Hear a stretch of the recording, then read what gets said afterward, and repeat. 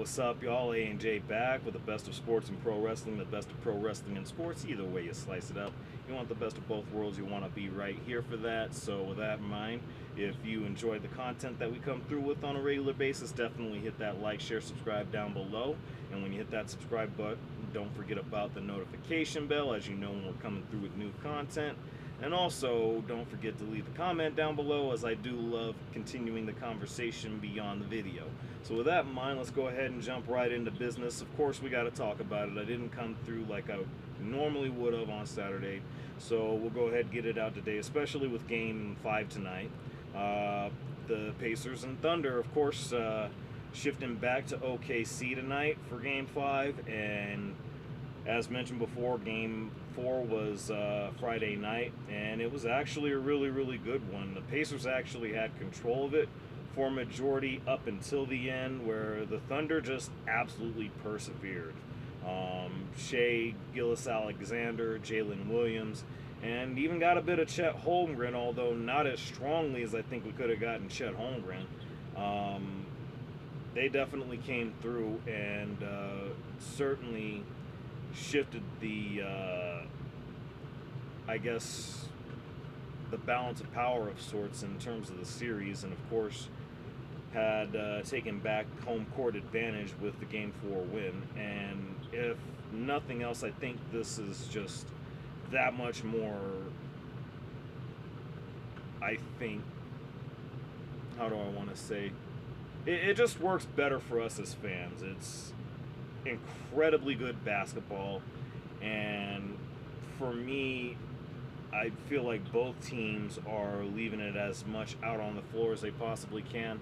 Now, a lot of people are still calling for Tyrese Halliburton to come through for all 48 minutes. Of course, that's fair, given that he hasn't entirely done that in either of the first two games out in OKC, so tonight's going to be a prime opportunity for that to be the case. And then you also have to look at the situation where it's going to be a hostile environment that they're going into with OKC. It's going to be real interesting to see how things start off, because both of those games started with OKC getting out to pretty healthy starts, and if the Pacers are able to prevent that, that helps their case a lot more.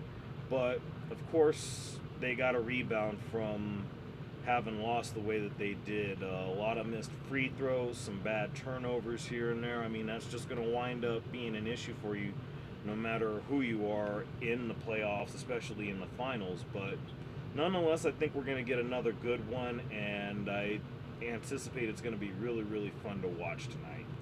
That being said, do have a little bit of happier news for Indiana basketball fans. She's back, y'all. It's Caitlin Clark, and of course she came through, had herself a hell of a game, was actually fantastic in her return, going against the reigning defending and formerly undefeated reigning defending champion New York Liberty. I mean, it was just really cool. I wish I had actually gotten to see it, but of course I did see the highlights, and man, it was just something else to see. I mean, I don't know any other way to look at that. You know, she came through with 32 points, I believe it was 8 rebounds and 9 assists, and was just lighting it up from deep. Actually had, I think they said it was 9 points in 12 seconds in the first quarter.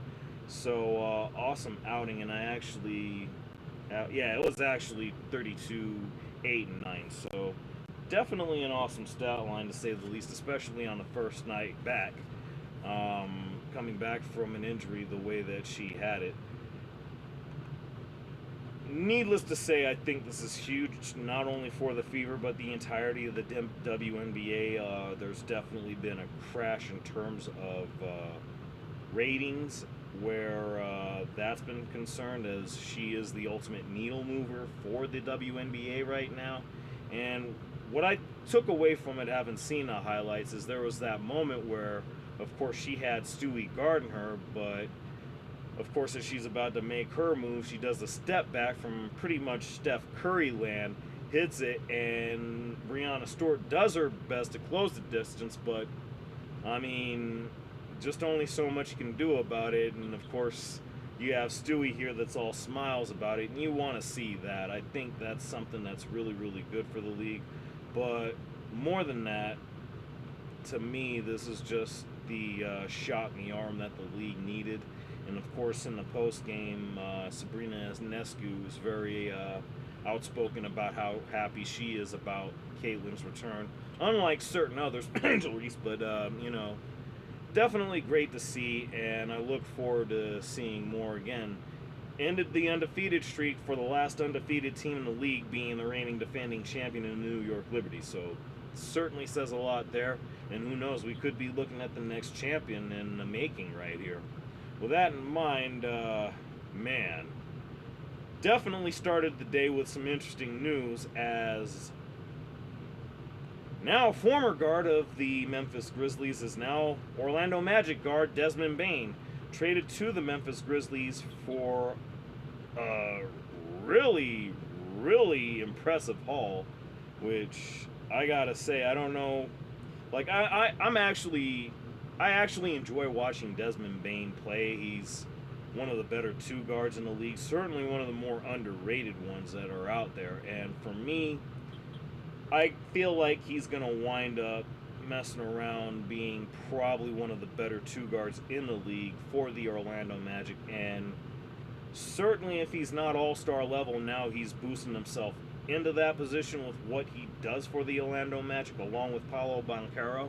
Of course, move for Cole Anthony, Contavious Caldwell Pope, and count them not one, not two, not three, but four. That's right, four first-round picks.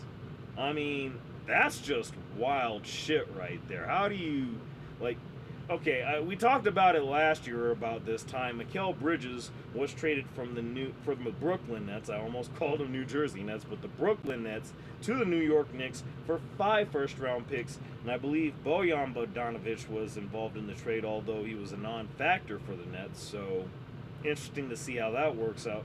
Don't think that'll be the case don't think that'll be the situation in the case of either Cole Anthony or Contavious Caldwell Pope. Of course, KCP, a former champion with both the Lakers and the Denver Nuggets.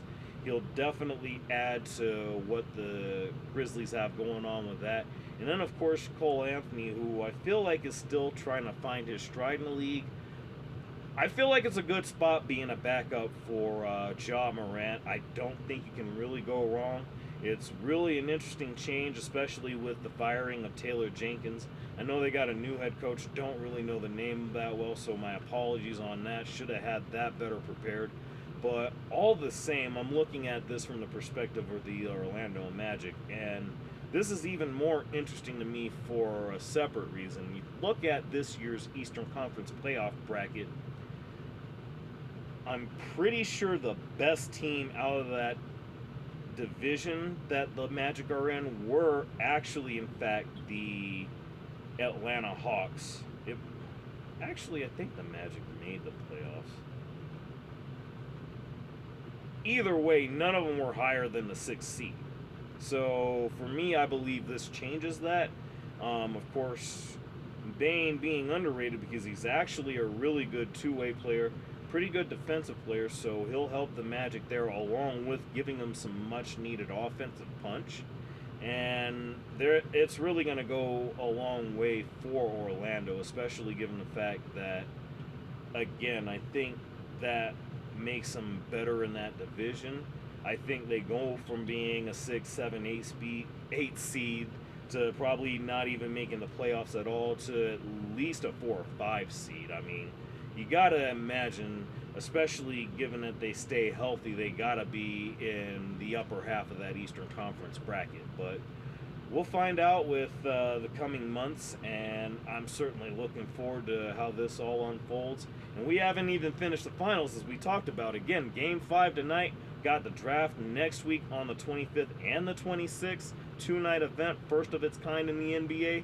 So a lot to look forward to where that's concerned. That being said, of course, let me know what y'all think down below. Like, share, subscribe. Don't forget that notification bell. And with that in mind, I do thank you very much for coming through. This has been your time with A&J, and I thank you for spending it with me.